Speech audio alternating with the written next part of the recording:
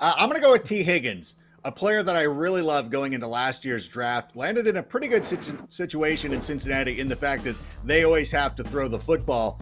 And I know a lot of people were concerned, I should say, when Jamar Chase was selected in the first round this season, assuming that T. Higgins was no longer good at football and no longer going to have a role on this team. But I think it actually works out to his benefit. I think with Tyler Boyd out there and Jamar Chase, being a person that people will be looking at, I think this has allowed T to just kind of fly under the radar. And I expect him to be the number one receiver for the Bengals. And I expect him to be right there near the top 5 of all fantasy receivers.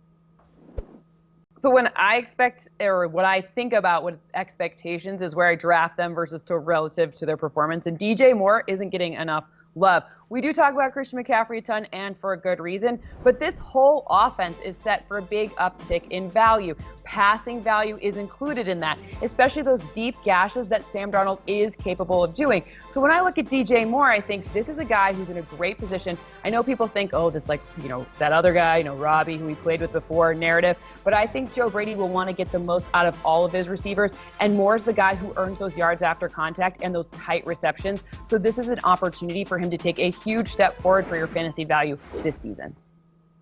Yeah, you want to talk about a huge step forward. Henry Ruggs currently going in the 130s in drafts on NFL.com. What a story it would be for him to be in the top 20 in 2022. We saw it in flashes in 2020, like this game. In week 3, he torched KC's secondary, and then we never really got that kind of consistency and outcomes between he and Derek Carr. Now Nelson Aguilar's targets are gone. He's in New England. The role changes slightly. Perhaps it changes bigly. I foresee a breakout. Why not take a risk? Why not take a shot on Henry Ruggs?